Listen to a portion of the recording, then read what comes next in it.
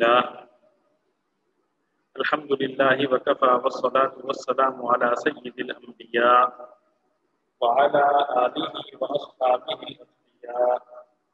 أما بعد فأعوذ بالله من الشيطان الرجيم بسم الله الرحمن الرحيم تلك الرسل فضلنا بعضهم على بعض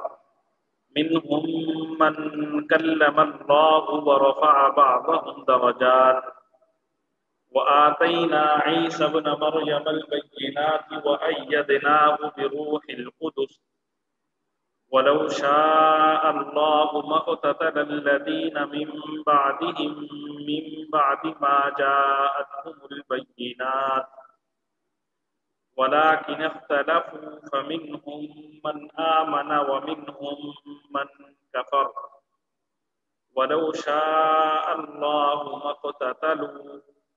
ولكن الله يفعل ما يريد صدق الله العظيم تلك الرسل یہ سب پیغمبر فضلنا ہم نے فضیلت دی بعضهم علی بعض ان میں سے بعض کو بعض پر بعضهم ان میں سے ایک کو علی بعض دوسرے پر تلک الرسل فضلنا بعضهم علی بعض یہ پیغمبر جو ہم نے بھیجے ہیں ان کو ہم نے ایک دوسرے پر فضیلت عطا کی ہے منہم من کلم اللہ منہم ان میں سے بعض وہ ہیں من جن سے کلم کلام کیا اللہ اللہ نے منہم من کلم اللہ ان میں سے بعض وہ ہیں جن سے اللہ نے کلام فرمایا ورفع اور بلند کیا بعضهم ان میں سے بعض کا درجات مرتبہ ورفع بعضهم درجات اور ان میں سے بعض کو اس نے بدرجہ بلندی عطا کی وآتینا اور دی ہم نے عیسی ابن مریم عیسیٰ بن مریم علیہ السلام کو البینات واضح نشانیاں وَأَيَّدْنَاهُ اور ہم نے تائید کی ان کی بروح القدس روح القدس کے ساتھ وَآتَيْنَا عِيسَى ابْنَ مَرْيَمَ الْبَيِّنَاتِ وَأَيَّدْنَاهُ بِرُوحِ الْقُدُسِ اور ہم نے عیسیٰ ابن مریم کو کھلی نشانیاں دی اور روح القدس سے ان کی مدد فرمائی وَلَوْ شَاءَ اللَّهُ اور اگر اللہ چاہتا ولو اور اگر شاء چاہتا اللہ اللہ مقتتل تو وہ آپس میں لڑائی نہ کرتے مقتتل وہ آپس میں لڑائی نہ کرتے الذین من بعدہم کون لوگ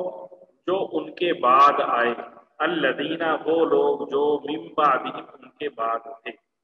من بعدی اس کے بعد کے ما جاءتہم ان کے پاس آ گئے تھے البینات روشن دلائل وَلَوْ شَاءَ اللَّهُ مَا اقْتَتَلَ الَّذِينَ مِن بَعْدِهِم مِّن بَعْدِ مَا جَاءَتْهُمُ الْبَيِّنَاتُ اور اگر اللہ چاہتا تو ان کے بعد والے لوگ اپنے پاس روشن دلائل آ جانے کے بعد آپس میں نہ لڑتے وَلَٰكِنِ اخْتَلَفُوا لیکن ان لوگوں نے اختلاف کیا فَمِنْهُمْ چنانچہ ان میں سے کچھ لوگ تو وہ تھے من آمن جو ایمان لے آئے وَمِنْهُمْ اور ان میں سے کچھ لوگ ایسے تھے من کفر جنہوں نے کفر کیا وَلَٰكِنِ اخْتَلَفُوا فَمِنْهُمْ مَنْ آمَنَ وَمِنْهُمْ مَنْ كَفَرَ لیکن انہوں نے خود اختلاف کیا چنانچہ ان میں سے کچھ ایمان لائے اور کچھ نے کفر کیا وَلَوْ شَاءَ اللَّهُ مَا اقْتَتَلُوا ولو اور اگر شاء چاہتا اللہ مقتتلوا تو وہ آپس میں لڑائی نہ کرتے،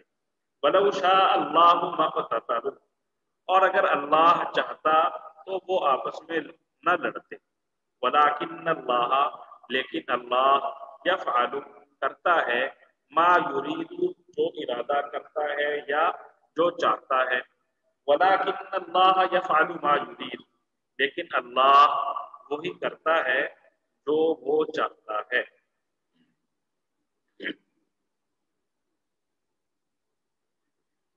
تلک الرسل فضلنا بعضهم على بعض، یہ پیغمبر جو ہم نے بھیجے ہیں ان کو ہم نے ایک دوسرے پر فضیلت عطا کی ہے، منہم من کلم اللہ ورفع بعضهم درجات، ان میں سے بعض وہ ہیں جن سے اللہ نے کلام فرمایا اور ان میں سے بعض کو اس نے بدرجہ بلندی عطا کی، وآتینا عیسی ابن مریم البینات وأیدناہ بروح القدس اور ہم نے عیسیٰ بن مریم کو کھلی نشانیاں دی اور روح القدس سے ان کی مدد فرمائی، وَلَوْ شَاءَ اللَّهُ مَا اقْتَتَلَ الَّذِينَ مِن بَعْدِهِم مِّن بَعْدِ مَا جَاءَتْهُمُ الْبَيِّنَاتُ وَلَٰكِنِ اخْتَلَفُوا اور اگر اللہ چاہتا تو ان کے بعد والے لوگ اپنے پاس روشن دلائل آ جانے کے بعد آپس میں نہ لڑتے، لیکن انہوں نے خود اختلاف کیا، فَمِنْهُم مَّنْ آمَنَ وَمِنْهُم مَّنْ كَفَرَ چنانچہ ان میں سے کچھ ایمان لائے اور کچھ نے کفر کیا، وَلَوْ شَاءَ اللَّهُ مَا اقْتَتَلُوا اور اگر اللہ چاہتا تو وہ آپس میں نہ لڑتے، وَلَٰكِنَّ اللَّهَ يَفْعَلُ مَا يُرِيدُ لیکن اللہ وہی کرتا ہے جو وہ چاہتا ہے۔ یہ جو آج ہم نے تیسرا پارہ شروع کیا ہے، اس کی بالکل ابتدائی آیت میں اللہ تعالیٰ نے ایک حقیقت بیان کی ہے جسے ہم سب سمجھتے ہیں کہ اللہ تعالیٰ نے جو اتنے سارے انبیاء بھیجے انسانیت کی تعلیم و تبلیغ کے لیے، تو اللہ تعالیٰ نے یہ ایک گروہ بنایا انبیاء کا، جس گروہ میں سارے کے سارے انبیاء داخل ہیں، پھر اس گروہ میں اللہ نے انبیاء میں آپس میں ایک دوسرے کو فضیلت عطا کی، کسی کو اونچا درجہ عطا کیا اور کسی کو اللہ تعالیٰ نے نیچے والا درجہ عطا کیا۔ جیسے اگر ہم دیکھیں تو سب سے زیادہ مرتبہ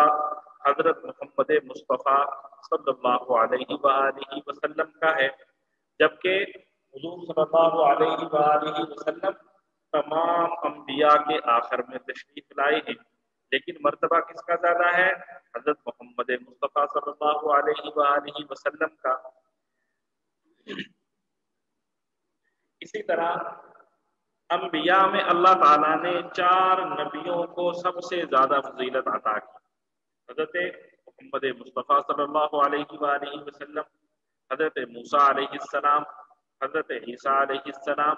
حضرت داؤد علیہ السلام، کیونکہ ان کو اللہ تعالیٰ نے الگ سے اپنی شریعت اور الگ سے نئی کتاب انہیں عطا کی، تو یہ ان حضرات کی فضیلت ہے جو دیگر انبیاء کو حاصل نہیں، لیکن جو دیگر انبیاء ہیں ان میں بھی اللہ تعالیٰ نے بڑے جلیل القدر انبیاء پیدا فرمائے، جیسے حضرت ابراہیم علیہ السلام، حضرت ہارون علیہ السلام، حضرت اسحاق علیہ السلام، حضرت یعقوب علیہ السلام، حضرت یوسف علیہ السلام اور کتنے انبیاء۔ تو اللہ تعالیٰ نے اس حقیقت کو یہاں پہ بیان کیا، فضلنا بعضهم على بعض، یہ پیغمبر ہم نے بھیجے تو تھے لیکن ان میں سے ہم نے ایک کو دوسرے پر فضیلت عطا کی۔ یہاں پہ اللہ تعالیٰ نے ایک فضیلت ذکر کی ہے، فرمایا منہم من کلم اللہ، ان انبیاء میں سے کچھ انبیاء ایسے بھی ہیں جنہوں نے براہ راست اللہ تعالیٰ سے کلام کا شرف حاصل کیا ہے، جیسے حضرت موسیٰ علیہ السلام کے بارے میں تو قرآن بھی کہتا ہے وَكَلَّمَ اللَّهُ مُوسَىٰ تَكْلِيمًا، اور ہم بھی سب کہتے ہیں موسیٰ کلیم اللہ، کہ اللہ تعالیٰ نے حضرت موسیٰ علیہ السلام سے بلا واسطہ کلام فرمایا، کوئی فرشتہ درمیان میں نہیں تھا۔ اسی طرح حضرت آدم علیہ السلام سے اللہ تعالیٰ نے بلا واسطہ کلام فرمایا، تو ان حضرات کی یہ فضیلت اللہ تعالیٰ نے یہاں پہ ذکر فرمائی، اور آگے اللہ تعالیٰ نے حضور صلی اللہ علیہ وآلہ وسلم کا ایک لطیف اشارے کے ذریعے تذکرہ کیا، فرمایا وَرَفَعَ بَعْضَهُمْ دَرَجَاتٍ، اور ان میں سے درجات کے اعتبار سے بعض انبیاء کو دوسروں پر فضیلت عطا کی گئی۔ یہ صاحب روح المعانی لکھتے ہیں کہ یہاں سرور دو عالم حضرت محمد مصطفیٰ صلی اللہ علیہ وآلہ وسلم کی طرف اشارہ کیا جا رہا ہے۔ آپ کو اللہ تعالیٰ نے وہ خواص علمیہ و خواص عملیہ عطا فرمائے کہ زبانیں ان کو پوری طرح کرنے سے عاجز ہیں، ان کا ذکر نہیں کر سکتی زبانیں۔ حضور صلی اللہ علیہ وآلہ وسلم کو جو فضائل اللہ تعالیٰ نے عطا کیے ہیں، زبانیں ان کا ذکر نہیں کر سکتی۔ دنیا میں اللہ تعالیٰ نے فضائل عطا کیے، دنیا کے بعد جو عالم آخرت ہے اس میں اللہ تعالیٰ نے حضور صلی اللہ علیہ وآلہ وسلم کو رفعتیں عطا کی، تو آپ صلی اللہ علیہ وآلہ وسلم کے جو فضائل و مناقب ہیں ان کا شمار کرنا انسانوں کے بس سے باہر ہے۔ آگے اللہ تعالیٰ نے ایک اور حقیقت کی طرف اشارہ کیا، فرمایا وَلَوْ شَاءَ اللَّهُ مَا اقْتَتَلَ الَّذِينَ مِن بَعْدِهِم مِّن بَعْدِ مَا جَاءَتْهُمُ الْبَيِّنَاتُ وَلَٰكِنِ اخْتَلَفُوا فَمِنْهُم مَّنْ آمَنَ وَمِنْهُم مَّن كَفَرَ، اور اگر اللہ چاہتا تو ان کے بعد والے لوگ اپنے پاس روشن دلائل آ جانے کے بعد آپس میں نہ لڑتے، لیکن انہوں نے اختلاف کیا، فَمِنْهُم مَّنْ آمَنَ وَمِنْهُم مَّن كَفَرَ، لہذا ان میں سے کچھ تو ایمان لے آئے اور کچھ لوگ تھے جنہوں نے کفر اختیار کیا۔ دیکھیں اللہ تعالیٰ نے یہ ایک نظام بنایا ہے، اس دنیا میں جو انسانوں کو بھیجا ہے اس نظام کا مقصد اللہ تعالیٰ کا یہ ہے کہ انسان کو آزمایا جائے۔ سورہ ملک 29واں پارے کی پہلی سورت ہے، اس میں اللہ تعالیٰ فرما رہے الذی خلق الموت والحیات لیبلوکم ایکم احسن عملا، کہ یہ جو موت اور زندگی کا نظام ہے اس کو بنانے کا مقصد یہ ہے کہ اللہ تعالیٰ تمہاری آزمائش کرے کہ تم میں سے کون اچھا عمل کرتا ہے۔ تو اللہ تعالیٰ کا مقصد کیا ہے یہاں بھیجنے سے؟ ہمارا امتحان لینا، کہ جب ان کو سمجھا دیا گیا یہ صحیح راستہ ہے اور پیغمبر بھیج دیے گئے اور پیغمبروں کی ہدایات ان تک پہنچا دی گئی، تو اب دیکھتے ہیں، ان کا امتحان لیتے ہیں کہ کون پیغمبر کے راستے پر چلتا ہے، پیغمبر کی ہدایت کے مطابق چلتا ہے، اور کون پیغمبر کی ہدایت سے اپنا راستہ الگ کر لیتا ہے۔ تو یہ اللہ تعالیٰ نے اس مقصد کے لیے انسانوں کو بھیجا ہے، آزمائش کے لیے۔ تو اس آیت میں اللہ تعالیٰ نے یہی فرمایا، اللہ تعالیٰ کسی کو مجبور نہیں کرنا چاہتا، اگر چاہتا اللہ تعالیٰ مجبور کرنا تو مجبور کر سکتا تھا، لیکن اللہ تعالیٰ مجبور نہیں کرنا چاہتا، بلکہ اللہ تعالیٰ چاہتا ہے کہ انسانوں کو آزادی دی جائے، وہ اپنی آزاد مرضی سے اچھے برے کا انتخاب کریں۔ آگے اللہ تعالیٰ فرما رہے ہیں یا ایھا الذین آمنوا انفقوا مما رزقناکم من قبل ان یأتی یوم لا بیع فیہ ولا خلۃ ولا شفاعۃ والکافرون هم الظالمون۔ یا ایھا الذین آمنوا، اے ایمان والو، انفقوا، خرچ کرو، مما، اس مال میں سے جو رزقنا، ہم نے دیا ہے، تم تمہیں، من قبلی، اس سے پہلے، ان کہ یأتی آ جائے، یوم، ایسا دن، لا بیع، جس میں خرید و فروخت نہیں ہوگی، فیہ، اس میں، ولا خلۃ، اور کوئی دوستی بھی نہیں ہوگی، ولا شفاعت، اور کوئی سفارش بھی نہیں ہوگی، بل کافرون اور کافر لوگ ہم الظالمون وہی ظالم ہیں۔ یا ایھا الذین آمنوا انفقوا مما رزقناکم من قبل ان یأتی یوم لا بیع فیہ ولا خلۃ ولا شفاعۃ، اے ایمان والو جو رزق ہم نے تمہیں دیا ہے اس میں سے وہ دن آنے سے پہلے پہلے اللہ کے راستے میں خرچ کر لو جس دن نہ کوئی سودا ہوگا، نہ کوئی دوستی کام آئے گی اور نہ کوئی سفارش ہو سکے، اور بل کافرون ہم الظالمون اور ظالم وہ لوگ ہیں جو کفر اختیار کیے ہوئے ہیں۔ یا ایھا الذین آمنوا انفقوا مما رزقناکم من قبل ان یأتی یوم لا بیع فیہ ولا خلۃ ولا شفاعۃ والکافرون هم الظالمون،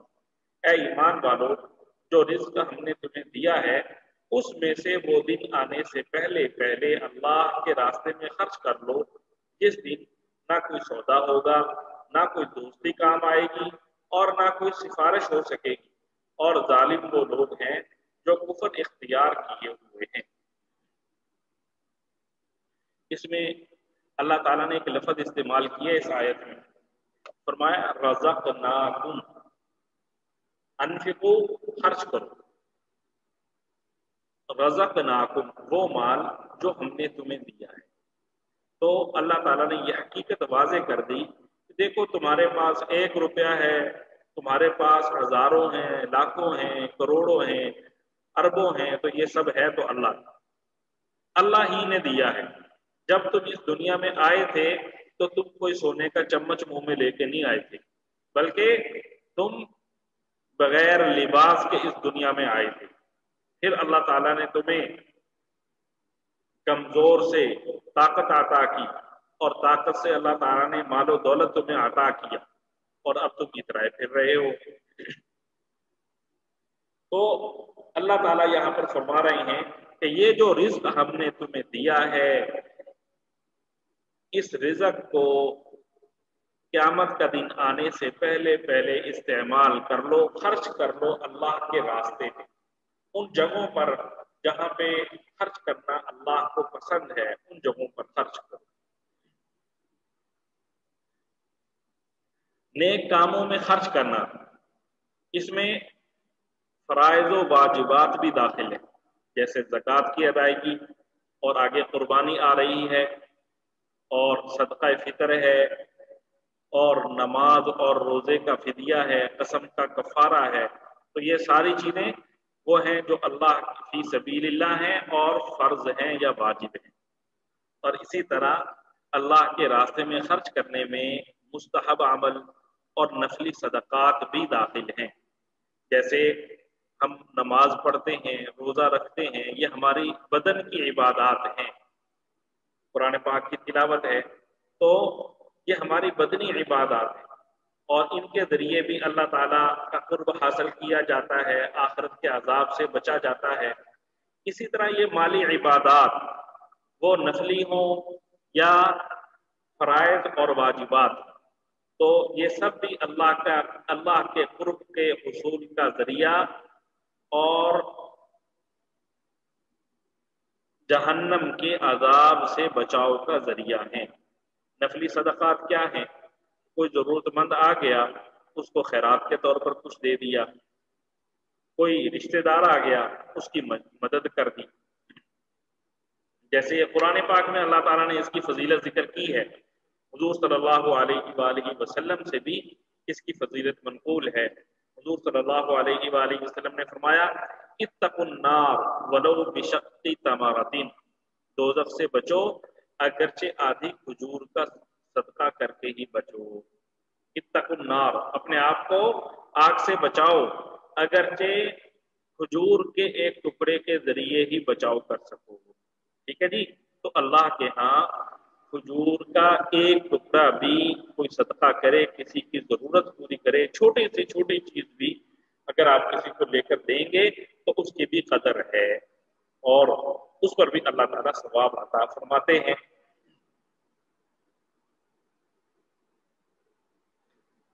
آگے اللہ تعالیٰ نے فرمایا اسی آیت میں من قبل ان یأتی یوم لا بیع فیہ ولا خلۃ ولا شفاعۃ، کہ وہ دن آنے سے پہلے پہلے اللہ کے راستے میں خرچ کرو، جس دن نہ کوئی سودا ہوگا، نہ کوئی دوستی کام آئے گی، اور نہ کوئی سفارش ہو سکے گی۔ یہاں پہ لا بیع فی، یوم لا بیع فی، اس سے مراد یہ ہے کہ جان کا فدیہ ادا کیا جائے، جان کا فدیہ ادا کیا جائے۔ اللہ تعالیٰ کہہ رہے ہیں کہ قیامت کے دن کوئی شخص کسی دوسرے کی جان کے بدلے میں عذاب بھگتنے کے لیے تیار نہیں ہوگا۔ قیامت والے دن کوئی شخص کسی دوسرے شخص کے بدلے میں عذاب سہنے کے لیے تیار نہیں ہوگا۔ کوئی شخص یہ نہیں کہے گا اس کے ساتھ میری بڑی پکی دوستی تھی تو اس کے حصے کا عذاب مجھے دے دیا جائے۔ کوئی شخص یہ نہیں کہے گا کہ اس نے زندگی میں مجھ پر اتنے احسانات کیے تھے تو آج اس کو جو عذاب دیا جا رہا ہے وہ عذاب مجھے دے دیا جائے۔ کوئی شخص ایسا نہیں۔ آگے جیسا کہ اللہ تعالیٰ پہلے فرما چکے ہیں لا تجزی نفس عن نفس شیئا، کہ کوئی شخص کسی دوسرے شخص کی طرف سے کسی قسم کے تھوڑے سے بدلے کا بھی جو ہے نا دینے کے لیے تیار نہیں ہوگا، تبادلہ نہیں کر سکتے۔ تو چونکہ فدیہ میں بھی یہ ہے کہ میرے گناہوں کا تبادلہ اس کے گناہوں کے، اس کی نیکیوں کے ساتھ تبادلہ کر لیا جائے، تو اللہ تعالیٰ نے اس لیے یہاں پر اس کو بے سے تعبیر کیا، کیونکہ بے میں بھی ایک چیز کا تبادلہ دوسری چیز کے ساتھ ہو رہا ہو۔ آگے اللہ تعالیٰ نے فرمایا ولا خلہ، قیامت والے دن کسی قسم کی دوستی بھی کام نہیں آئے گی۔ یہ جو دوستی ہے یا کسی کے ساتھ محبت ہے، کسی کے ساتھ اچھا تعلق ہے، یہ سارا کا سارا اس دنیا میں رہ جائے گا۔ کفار اور جو گناہگار ہیں ان کے کام یہ دوستیاں اور یہ تعلقات نہیں آئیں گے۔ البتہ جو دیندار لوگ ہیں، نیک لوگوں کے ساتھ ہمارا تعلق ہے، وہ ہمیں فائدہ دے گا۔ خود قرآن پاک میں اللہ تعالیٰ فرما رہے ہیں، آگے آپ پڑھیں گے الاخلاء یومئذ بعضهم لبعض عدو الا المتقین، اس دن دوست ایک دوسرے کے دشمن ہوں گے، الا المتقین، سوائے متقی لوگوں کے، کہ متقی لوگ ایک دوسرے کے دشمن نہیں ہوں گے، بلکہ ان کی جو دوستی ہے اس سے فائدہ بھی حاصل ہو سکے گا۔ آگے اللہ تعالیٰ نے فرمایا بلا شفاعہ، کہ کفار کو کسی قسم کی سفارش بھی فائدہ نہیں دے گی، کفار کو کسی قسم کی سفارش بھی فائدہ نہیں دے گی۔ البتہ جو اہل ایمان ہیں ان کے بارے میں یہاں پہ یہ نہیں کہا جا رہا کہ اہل ایمان کے لیے سفارش فائدہ نہیں دے گی، بلکہ ابھی آپ پڑھیں گے کہ اہل ایمان کو نیک لوگوں کی سفارش فائدہ دے گی۔ جیسے چلیں آگے بات یہ آ رہی ہے وہاں پہ پڑھتے ہیں اللہ لا الہ الا هو الحی القیوم لا تأخذه سنة ولا نوم له ما في السماوات وما في الأرض من ذا الذي يشفع عنده إلا بإذنه يعلم ما بين أيديهم وما خلفهم ولا يحيطون بشيء من علمه إلا بما شاء وسع كرسيه السماوات والأرض ولا يؤوده حفظهما وهو العلي العظيم اللہ لا الہ الا ہو، اللہ اللہ کے علاوہ لا الہ نہیں ہے کوئی معبود، الا ہو مگر وہ، اللہ لا الہ الا ہو، اللہ وہ ہے کہ جس کے سوا کوئی معبود نہیں، الحی وہ زندہ ہے، القیوم قائم رکھنے والا ہے، الحی القیوم جو سدا زندہ ہے، جو پوری کائنات کو سنبھالے ہوئے ہے، لا تأخذہ نہیں آتی اسے سنۃ اونگ ولا نوم اور نہ ہی نیند، لا تأخذہ سنۃ ولا نوم جس کو نہ کبھی اونگ لگتی ہے نہ نیند۔ اللہ لا الہ الا هو الحی القیوم لا تأخذہ سنۃ ولا نوم، اللہ وہ ہے جس کے سوا کوئی معبود نہیں، جو سدا زندہ ہے، جو پوری کائنات کو سنبھالے ہوئے ہے، جس کو نہ کبھی اونگ لگتی ہے نہ نیند آتی ہے۔ لہو ما فی السماوات و ما فی الارض، لہو اسی کا ہے، ما جو کچھ فی السماوات آسمانوں میں ہے، اور وما اور جو کچھ فی الارض زمین میں، لہو ما فی السماوات و ما فی الارض، آسمانوں میں جو کچھ ہے اور زمین میں جو کچھ ہے سب اسی کا ہے۔ من ذا الذی یشفع عندہ الا بإذنہ، من کون ہے، ذا وہ، الذی جو، یشفع سفارش کرے، عندہ اس کے پاس یا اس کے سامنے، الا سوائے، بإذنہ اس کی اجازت سے۔ من ذا الذی یشفع عندہ الا بإذنہ، کون ہے جو اس کے حضور اس کی اجازت کے بغیر کسی کی سفارش کر سکے۔ یعلم ما بین ایدیہم وما خلفہم، یعلم وہ جانتا ہے، ما جو، بینا سامنے ہے، ایدیہم ان کے ہاتھوں کے، بینا درمیان، ایدیہم ان کے ہاتھوں کے، یعلم ما بین ایدیہم وہ سب وہ جانتا ہے جو ان کے ہاتھوں کے درمیان، وما اور جو خلفہم ان کے پیچھے ہے، یعلم ما بین ایدیہم وما خلفہم وہ سب کے تمام آگے پیچھے کے حالات کو جانتا ہے۔ ولا یحیطون اور وہ احاطہ نہیں کر سکتے، بشیء کسی چیز کا، من علمہ اس کے علم میں سے، الا سوائے اس کے، بما شاء جسے وہ خود چاہے۔ ولا یحیطون بشیء من علمہ الا بما شاء اور وہ لوگ اس کے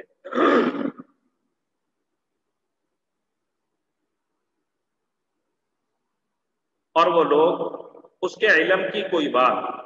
اپنے علم کے دائرے میں نہیں لا سکتے، سوائے اس بات کے جسے وہ خود چاہے۔ وسع کرسیہ السماوات والارض، وسع گھیرا ہوا ہے، کرسیہ اس کی کرسی نے، السماوات آسمانوں کو، والارض اور زمین کو۔ وسع کرسیہ السماوات والارض اس کی کرسی نے سارے آسمانوں اور ساری زمینوں کو گھیرا ہوا ہے۔ ولا یؤودہ حفظہما، ولا یؤودہ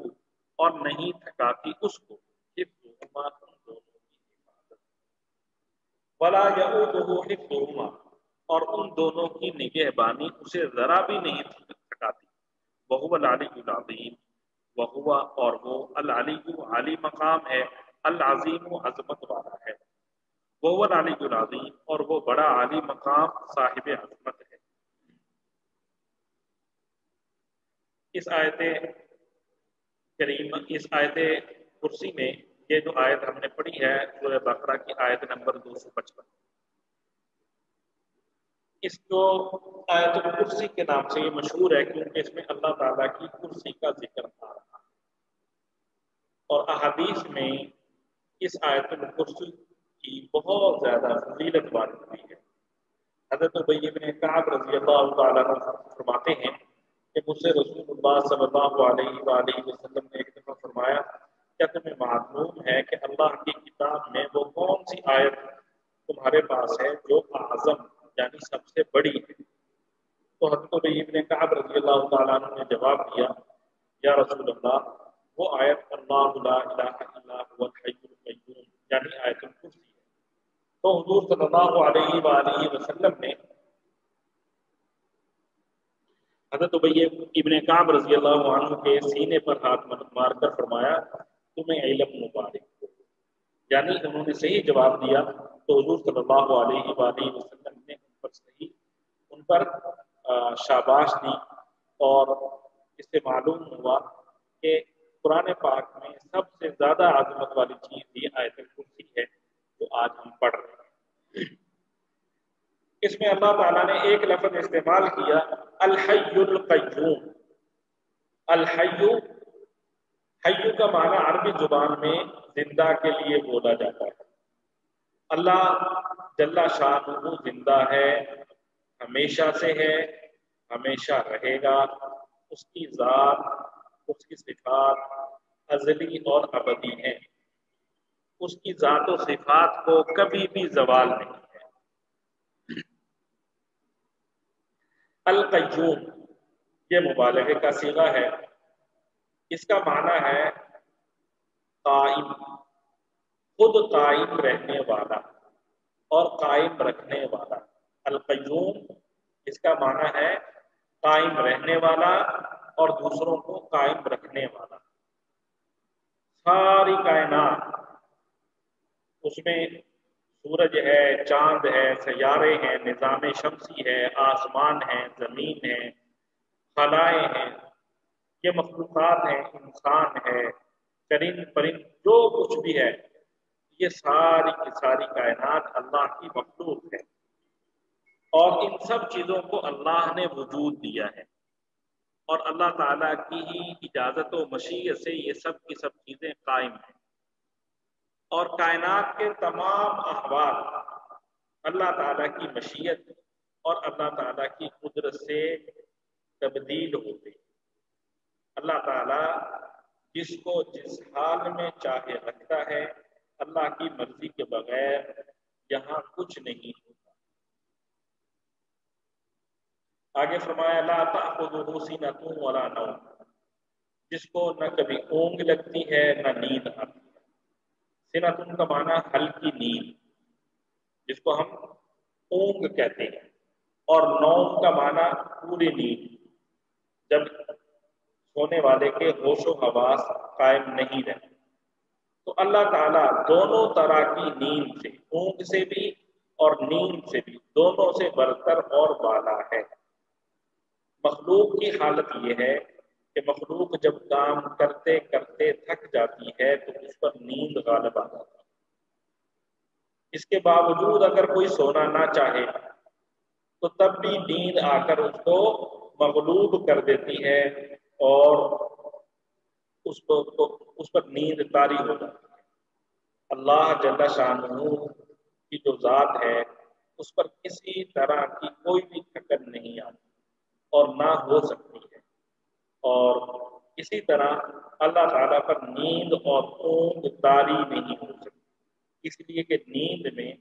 اور اونگ کی حالت میں انسان اپنے اختیارات سے نکل جاتا ہے، انسان کا اختیار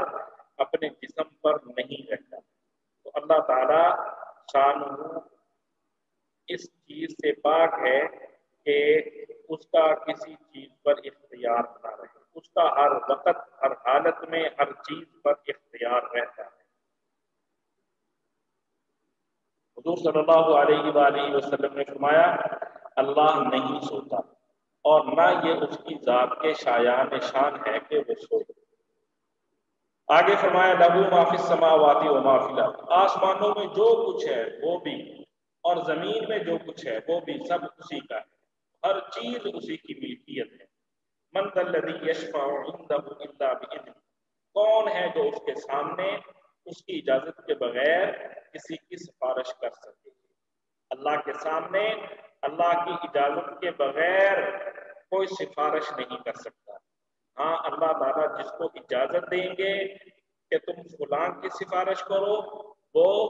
صرف اسی کی سفارش کر سکے گا جس کی اللہ تعالیٰ اجازت دیں گے۔ قیامت کے جو احوال ہیں وہ آپ نے سنے ہیں، پڑھے ہیں۔ واضح طور پر لکھا ہے کہ جب قیامت قائم ہوگی تو سارے کے سارے انسان پریشانی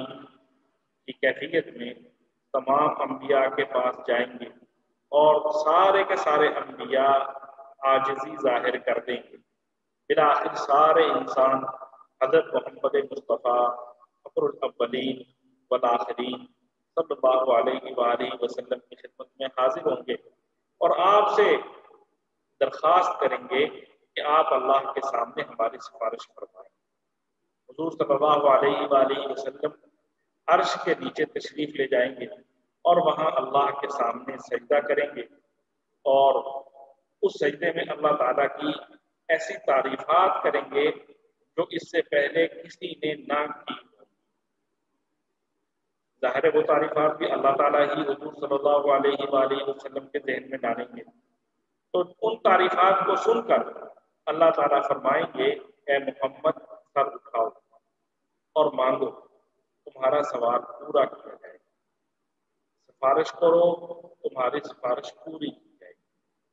اس کے بعد حضور صلی اللہ علیہ وآلہ وسلم حساب کتاب شروع کرنے کی سفارش فرمائیں. صحیح احادیث سے یہ ساری چیز ثابت ہے. میں نے تو بہت مختصر آپ کے سامنے یہ چیز رکھی ہے. بہرحال اس سے یہ معلوم ہوا کہ حضور صلی اللہ علیہ وآلہ وسلم ساری انسانیت کے لیے قیامت والے دن سفارش فرمائیں. اس میں مسلمان بھی ظاہر ساری انسانیت میں ہیں اور کفار بھی ہیں. اور پھر بہت سارے مواقع قیامت والے دن ایسے آئیں گے کہ مسلمانوں کے حق میں حضور صلی اللہ علیہ وآلہ وسلم سفارش فرمائیں گے. عام مسلمان اولیاء اللہ صحابہ کرام اللہ تعالیٰ کے جو مقربین ہیں وہ اپنے دوستوں کی اپنے احباب کی سفارش فرمائیں گے. ٹھیک ہے جی. جو اللہ کے مقربین ہیں اولیاء اللہ ہیں صحابہ ہیں ان کی تو باتیں ہی کیا ان کی شانیں ہی کیا. جو ایک عام آدمی قرآن پاک حفظ کر لیتا ہے چاہے وہ موچی کا بچہ ہے ٹکڑے میں اللہ تعالیٰ نے جو اللہ تعالیٰ کی کرسی ہے اس کی وسعت کے بارے میں بتلایا ہے کہ اللہ تعالیٰ کی جو کرسی ہے وہ ایسی ہے کہ آسمان ساتوں آسمان اور ساتوں زمینیں سب کے سب اس میں سما سکتے ہیں. یہاں پر یہ چیز بھی ہمارے ذہن میں رہنی چاہیے کہ اللہ تعالیٰ کی کرسی کا یہاں پر ذکر ہے. ٹھیک ہے. لیکن اس کے ساتھ ساتھ جو ہمارے اہل سنت والجماعت کے عقائد ہیں ان میں سے یہ عقیدہ بھی ہمارا ہے کہ اللہ تعالیٰ نشست و برخاست سے اٹھنا بیٹھنا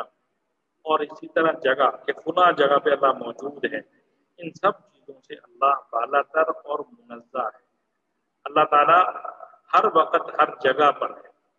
اب یہاں پر اللہ تعالیٰ نے کہا کہ وسیع کرسی السماوات والارض کہ اللہ کی کرسی آسمانوں اور زمین سب پر محیط ہے سب کو گھیرا ہوا ہے. جب اللہ تعالیٰ نشست و برخاست سے پاک ہے تو پھر یہاں پر کرسی کا تذکرہ کرنے کا کیا مطلب ہے؟ تو اس کو علماء اکرام نے فرمایا یہ جو آیت ہے اور اس قسم کی اور بھی آیات آپ پڑھیں گے یہ آیات متشابہات میں سے. متشابہات کا مطلب یہ کہ ان کا جو معنی ہے اور جو ان کا مفہوم ہے اس پر ہم اس طرح ایمان رکھتے ہیں کہ اس کا جو مطلب اللہ کے نزدیک ہے میں اس پر ایمان رکھتا ہوں. مجھے اگرچہ اس کے حقیقی مطلب کا نہیں پتا لیکن جو بھی اس کا مطلب ہے میں اس پر ایمان رکھتا ہوں. اس کو آپ یوں سمجھ لیں جیسے حروف مقطعات الف لام میم الف لام را ہا میم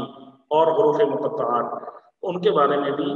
اہل سنت والجماعت کا موقف یہی ہے کہ یہ متشابہات میں سے ان کے حقیقی معنی ہمیں معلوم نہیں لیکن چونکہ کلام الہی ہے تو اس پر ہم ایمان رکھتے ہیں. اسی طرح جو اللہ تعالیٰ کی کرسی ہے اس کی کیا کیفیت ہے اور اس پر جو اللہ تعالیٰ کی نشست و برخاست ہے اس کی کیا کیفیت ہے ہمیں اس کا علم نہیں ہے. بس اللہ تعالیٰ کے ہاں اس کا جو بھی مفہوم ہے ہم اس کو مانتے ہیں اس پر ایمان لاتے ہیں. اور ساتھ یہ بھی ذہن میں رہنا چاہیے کہ ذات باری تعالیٰ کو کسی بھی مخلوق پر قیاس کرنا جائز نہیں ہے. اللہ تعالیٰ کو کسی بھی مخلوق پر قیاس کرنا جائز نہیں ہے. کیا مطلب؟ جیسے ہماری کرسیاں ہیں اب ہم اللہ کی کرسی کو اس پر قیاس کرنے لگیں پھر ہم کرسی پر جیسے بیٹھتے ہیں ہم اللہ کے بیٹھنے کو کرسی پر ویسا قیاس کرنے لگیں. پھر قرآن پاک میں اللہ کے لیے اللہ کے ہاتھ کا تذکرہ آیا ہے اب ہم جیسا ہمارا ہاتھ ہے ویسے ہی اللہ کے ہاتھ کو قیاس کرنے لگے تو مخلوقات کی کسی صفت کے ساتھ اللہ کی صفات کو قیاس کرنا جائز نہیں، کیوں؟ وہ خالق ہے، مالک ہے، اور ہم مخلوق ہیں، تو چہ نسبت خاکرہ با عالم پاک، ذرے کو کیا نسبت ہو سکتی ہے اللہ تعالیٰ کی ذات کے ساتھ؟ تو اس طرح قیاس کرنا بالکل جائز نہیں ہے۔ عرش اور کرسی دونوں کا ذکر قرآن پاک میں آیا ہے۔ حضرت عبداللہ ابن عباس رضی اللہ تعالیٰ عنہ سے منقول ہے، وہ فرماتے ہیں کہ اگر ساتوں آسمان اور ساتوں زمینوں کو الگ الگ پھیلا دیا جائے تو کرسی جو اللہ تعالیٰ کی کرسی ہے اس کے مقابلے میں یہ سب آسمان اور سب زمینیں مل کر ایسی ہوں گی جیسے جنگل میں کوئی چھوٹی سی گول چیز پڑی ہو، اور کرسی عرش کے علاوہ ہے، اور کرسی عرش کے سامنے اتنی چھوٹی ہے۔ اللہ سے گزارش ہے، بعد فاعوذ باللہ من الشیطان الرجیم، بسم اللہ الرحمن الرحیم، لہ ما فی السماوات وما فی الارض، آسمانوں میں جو کچھ ہے وہ بھی، اور زمین میں جو کچھ ہے وہ بھی سب اسی کا ہے، ہر چیز اللہ کی ملکیت ہے، تمام چیزوں کو اللہ نے پیدا فرمایا ہے، اور اللہ جس طرح چاہے اپنی مخلوق میں تصرف کر سکتا ہے، اس کے لیے کسی قسم کی کوئی رکاوٹ نہیں۔ من ذا الذی یشفع عندہ الا باذنہ، کون ہے جو اس کے سامنے اس کی اجازت کے بغیر کسی کی سفارش کر سکے؟ من ذا الذی یشفع عندہ الا باذنہ، کون ہے جو اس کے سامنے اس کی اجازت کے بغیر سفارش کر سکے؟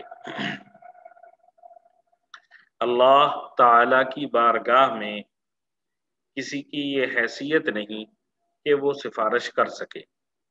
ہاں اللہ تعالی اپنے فضل و کرم سے جس کو چاہیں گے سفارش کرنے کی اجازت عطا فرمائیں گے، اور اللہ جس کے لیے اجازت دیں گے اسی کی سفارش کی جا سکتی ہے۔ قیامت کا دن جو تمام مخلوقات کے لیے بہت زیادہ کٹھن ہوگا، اس وقت ساری کی ساری مخلوق تمام انبیاء کی خدمت میں باری باری حاضر ہوگی کہ آپ اللہ تعالیٰ سے سفارش کریں کہ اللہ ہمارا حساب کتاب شروع کریں، تو سارے انبیاء عاجزی ظاہر کریں گے،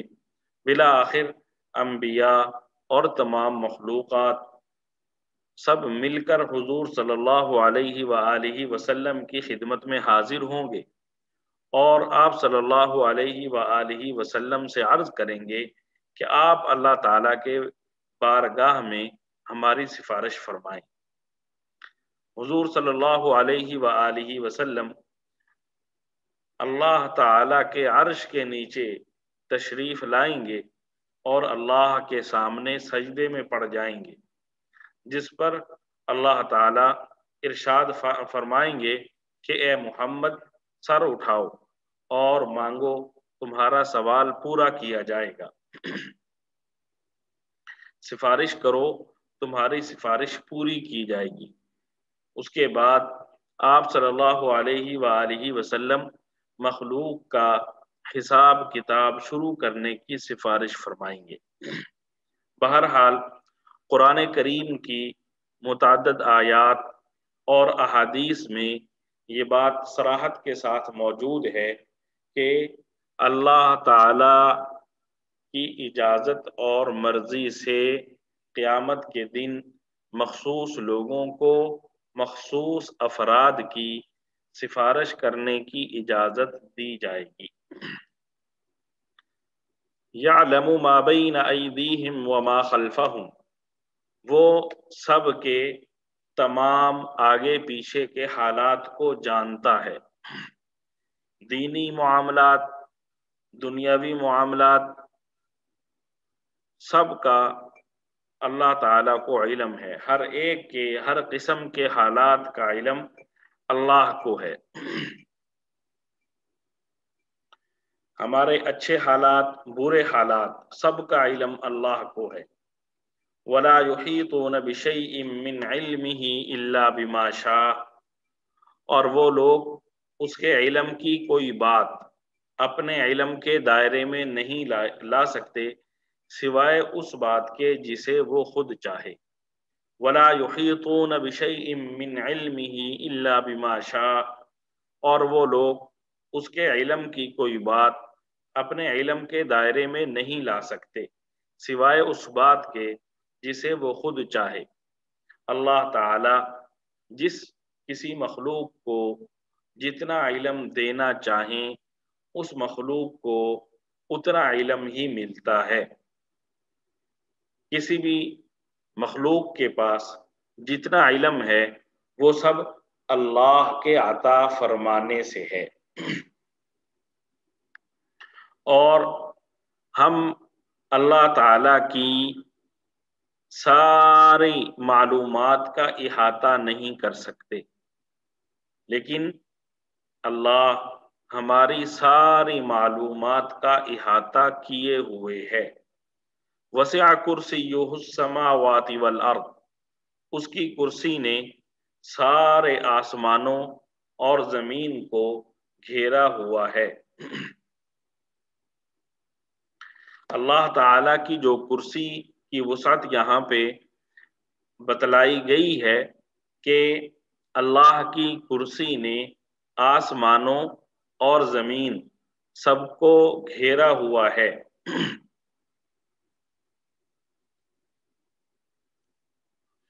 اس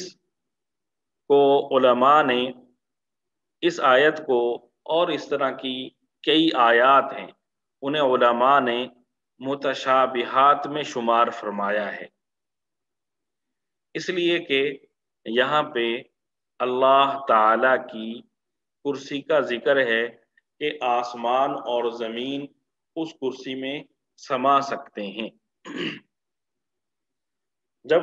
کرسی کا ذکر ہے تو لا محالہ یہ بھی چیز آئے گی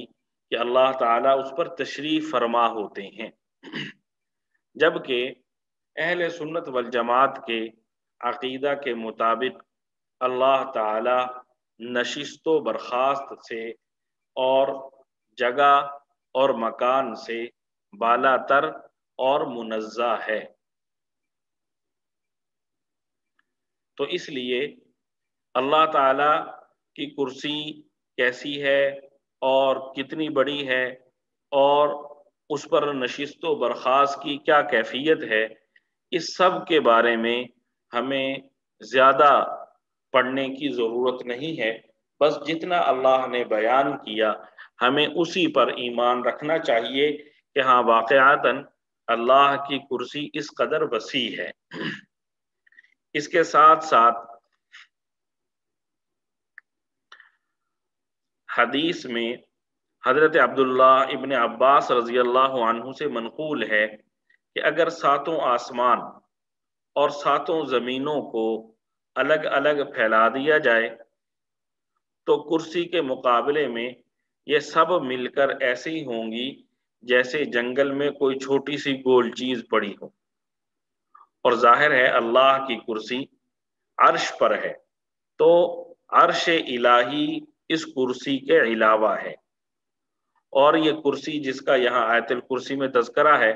عرش کے سامنے اتنی چھوٹی ہے جیسے کوئی چھوٹی سی گول چیز بڑے میدان میں پڑی ہوئی ہو۔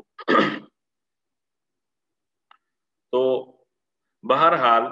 ہمیں ذات باری تعالی اور صفات باری تعالی کو مخلوق پر قیاس نہیں کرنا۔ جیسی صفات مخلوقات کی ہوتی ہیں ہم اللہ کے لیے ویسی صفات نہیں مان سکتے، بلکہ اللہ کی جو صفات ہیں وہ مخلوق کی صفات سے 1000 گنا، لاکھوں گنا زیادہ اعلیٰ اور برتر ہیں۔ ولا یعودہ حفظہما، اور ان دونوں کی نگہبانی اسے ذرا بھی نہیں تھکاتی، ولا یعودہ حفظہما، اور ان دونوں کی نگرانی اسے ذرا بھی نہیں تھکاتی، چونکہ اللہ خالق ہے، مالک ہے، اس لیے اللہ کی کوئی بھی مخلوق، آسمان ہو، زمین ہو، چاند تارے ہوں، سورج ہو، انسان ہوں، چرند پرند ہوں، یہ تمام مخلوقات اللہ کے علم اور اللہ کی حفاظت سے باہر نہیں ہیں۔ مخلوق عاجز ہے، اور وہ اپنی جیسی مخلوق کی حفاظت سے بھی عاجز ہے۔ اللہ خالق و مالک ہے، اور وہ اپنی ساری مخلوق کا نگران اور نگہبان ہے۔ بہرحال یہ آیت کرسی ہے، اور اس ایک آیت میں اللہ تعالی کی تمام صفات عالیہ کا بیان کر دیا گیا ہے، جیسے اللہ تعالیٰ کی الوہیت، اللہ تعالیٰ کی وحدانیت، اللہ تعالیٰ کی حیات، اللہ تعالیٰ کا علم، اور اللہ تعالیٰ کی ملکیت، اللہ تعالیٰ کی قدرت، اللہ تعالیٰ کے ارادہ جیسی تمام صفات کو اس آیت الکرسی میں ذکر کر دیا گیا ہے۔ یہ آیت الکرسی ہے تو ایک آیت، لیکن انتہائی جامع صفات والی یہ آیت ہے، اور اس کی بہت زیادہ فضیلتیں احادیث میں وارد ہیں۔ حضرت علی رضی اللہ تعالی عنہ سے مروی ہے کہ رسول اللہ صلی اللہ علیہ وآلہ وسلم نے ارشاد فرمایا کہ جو شخص ہر نماز کے بعد آیت الکرسی پڑھ لیا کرے تو جنت کے داخل ہونے میں اس کے لیے صرف موت ہی آڑ بنی ہوئی ہے، اور جس نے آیت الکرسی لیٹتے وقت پڑھ لی، اللہ تعالی اس کے گھر کو اور اس کے پڑوسی کے گھر کو اور آس پاس کے چند گھروں کو امن سے رکھے گا۔ اسی طرح ایک حدیث میں حضور صلی اللہ علیہ وآلہ وسلم نے فرمایا، جس شخص نے رات کو اپنے بستر پر پہنچ کر آیت الکرسی پڑھ لی، صبح ہونے تک اس کے لیے اللہ کی طرف سے ایک نگران مقرر رہے گا، اور شیطان اس کے قریب نہ آئے گا۔ اسی طرح حضرت ابو ہریرہ رضی اللہ تعالی عنہ حضور صلی اللہ علیہ وآلہ وسلم سے نقل کرتے ہیں کہ آپ نے فرمایا، جس نے صبح کے وقت سورہ حامیم، سورہ مومن جسے سورہ غافر بھی کہتے ہیں، وہ شروع سے الیہ المصیر تک پڑھی اور اس کے ساتھ آیت الکرسی بھی پڑھ لی تو شام ہونے تک ان دونوں کی وجہ سے محفوظ رہے گا، اور جس نے ان دونوں کو شام کو پڑھ لیا تو صبح ہونے تک محفوظ رہے گا۔ یہ مختصر طور پر آیت الکرسی کی تشریح اور آیت الکرسی کے فضائل کا بیان ہوا۔ دعا ہے اللہ تعالی ہمیں آیت الکرسی کو صبح و شام پڑھنے اور اس کو اپنے معمولات کا حصہ بنانے کی توفیق عطا فرمائے، اپنے بچوں کو یاد کرانے کی توفیق عطا فرمائے۔ صلی اللہ علیہ وآلہ وسلم۔